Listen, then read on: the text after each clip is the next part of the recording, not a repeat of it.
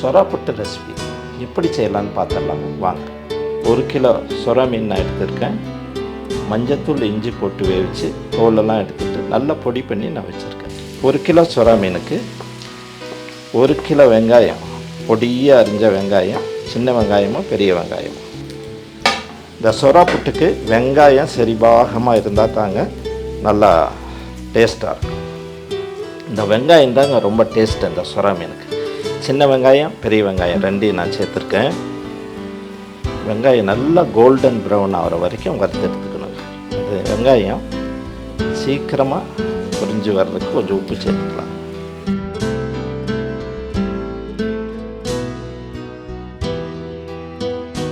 இந்த சொரா புட்டுக்கு நான் ஒரு 1.5 கப்பு பூண்டு சேர்த்துக்கிறேன். பூண்டு நிறையா இருந்தால் தான் நல்லா இருக்குங்க. 1.5 கப்பு பொடியாக அரிஞ்ச பூண்டு சேர்த்துருக்கேன். ஒரு 3/4 கப்பு இஞ்சி சேர்த்துருக்கேன். நல்லா வறுத்துக்கலாங்க. வெங்காயம்லாம் பாருங்கள் நல்லா ப்ரௌன் ஆகிட்டு வந்துருச்சு. இப்போ இந்த இஞ்சி பூண்டு நல்லா வறுக்குங்க. சரிங்களா? பாருங்கள், இந்த சின்ன வெங்காயம் பெரிய வெங்காயம் பூண்டு இஞ்சி அருமையான நல்ல வாசனை வந்துக்கிட்டு இருக்குது. அடுத்த ஸ்டெப்பு என்ன செய்யறதுன்னு பார்த்துக்கலாம். இது வருந்தவொடனே இந்த பாத்திரத்தை அப்படியே நம்ம மாற்றி வச்சுக்கலாம். இப்போ நல்லா வறுந்துருச்சுங்க. நல்லா கோல்டன் வெங்காயம்லாம் நல்லா கோல்டன் ப்ரௌனாக வந்துருச்சு. இஞ்சி பூண்டு நல்லா வந்துருச்சுங்க. நல்லா ஸ்மெல் வந்துட்டுருக்கு. இப்போ இந்த பாத்திரத்தை நம்ம மாற்றிக்கலாம். நம்ம ஒரே பாத்திரத்தில் கூட செய்யலாங்க. இப்போ நான் இது நல்லா வறுத்து எடுக்கிறதுக்காக இந்த பாத்திரத்தை இப்போ மாற்றினேன், வேறு ஒன்றும் இல்லைங்க. இதில் நான் தேங்காய் தான் நான் யூஸ் பண்ணுறேன். அப்போ தான் இந்த புட்டுக்கு நல்ல வாசனையாக இருக்கும். நீங்களும் தேங்காய் யூஸ் பண்ணுங்க. எண்ணெய் சூடாயிடுச்சு, கடுகு போட்டுக்கலாம்.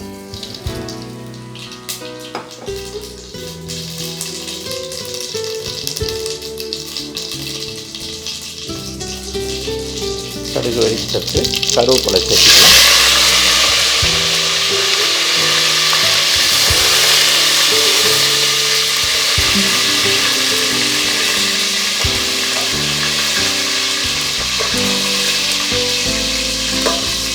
கருவேப்பிலை ரொம்ப முக்கியங்க.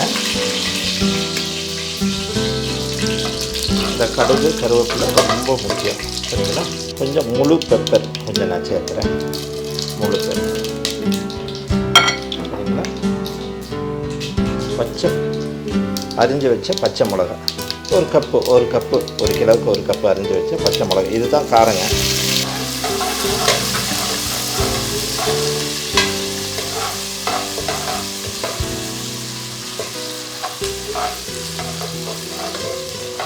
ப்ரௌனாக வறுத்து வச்சுருக்கோம் பார்த்தீங்களா? தேங்காய் எண்ணெயில் ப்ரௌனாக வறுத்து வச்ச இஞ்சி பூண்டு வெங்காயத்தை சேர்த்துக்கலாம்.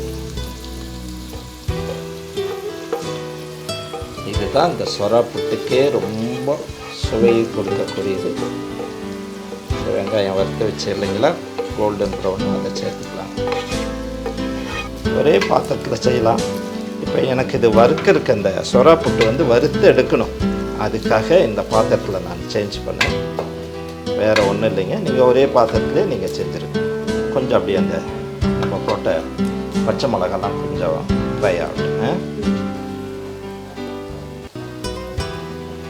கேஸை நல்லா சிம்மாக வச்சுக்கிட்டு நம்ம மசாலா தூளுங்களை சேர்த்துக்கலாங்க.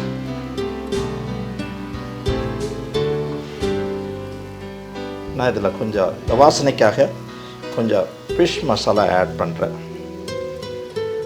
ஒரு 2 டீஸ்பூன் ஃபிஷ் மசாலா, 1 டீஸ்பூன் ஜீரகம்,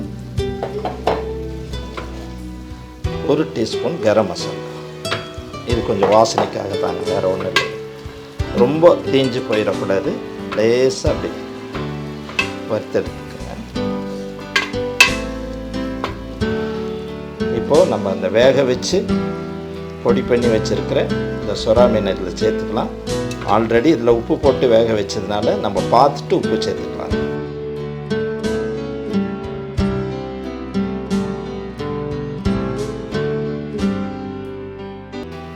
லேசாக உப்பு சேர்த்துக்கலாங்க. லேசாக உப்பு சேர்த்துக்கலாம். இப்போ தான் நல்லா இதை ஃப்ரை பண்ணி எடுத்துக்கணும். இந்த மசாலாவில் நல்லா ஃப்ரை பண்ணி இந்த எண்ணெயில் நல்லா ஃப்ரை ஆகட்டுங்க. இந்த சுறா அப்படியே நல்லா ப்ரௌன் கலர் வர வரைக்கும் நம்ம வறுத்தெடுக்கணும். இந்த தண்ணி இந்த சுறா மீனில் வந்து இந்த தண்ணியே இருக்கக்கூடாது, எல்லாம் வற்றி போய் அடி பிடிக்காத அளவில் நல்லா வறுத்தெடுத்துக்கலாம். நல்லா பொடியாகட்டுங்க. இந்த தண்ணி பசை எல்லாம் மீன்லேருந்து போகணும். அடி பிடிக்காமல் வறுத்துக்கிட்டே இருக்கணும். அதுக்குன்னு ரொம்ப கிண்டி வச்சிடாதீங்க, களி மாதிரி ஆயிடும். அப்படி திருப்பி விட்டுக்கிட்டே இருக்கும். எண்ணெய் கொஞ்சம் தேங்காய் தாராளமாக இருந்தால் தான் அடி பிடிக்காது. சரிங்களா? கடைசியாக கொஞ்சம் பெப்பர் போட்டுக்கலாங்க. பெப்பர் ரொம்ப போடாதீங்க, ஏற்கனவே பச்சை மிளகா காரம் இருக்குது. பெப்பர் போட்டு பொடியாக அரிஞ்ச கொத்தமல்லி அப்படி தூவி அப்படி மிக்ஸ் பண்ணி எடுத்துக்கலாம். சரிங்களா?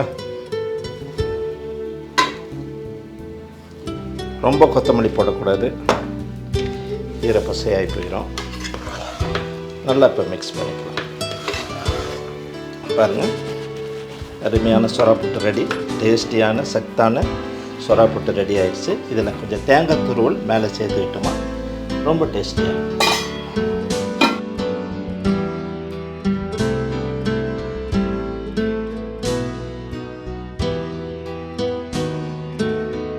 உங்களுக்கு இந்த சமையல் பிடிச்சிருக்கிறோன்னு நினைக்கிறேன். நீங்களும் உங்கள் கிச்சனில் ட்ரை பண்ணி பாருங்களேன். லைக் பண்ணுங்கள், ஷேர் பண்ணுங்கள், சப்ஸ்கிரைப் பண்ணுங்கள், கமெண்ட்டும் பண்ணுங்கள்.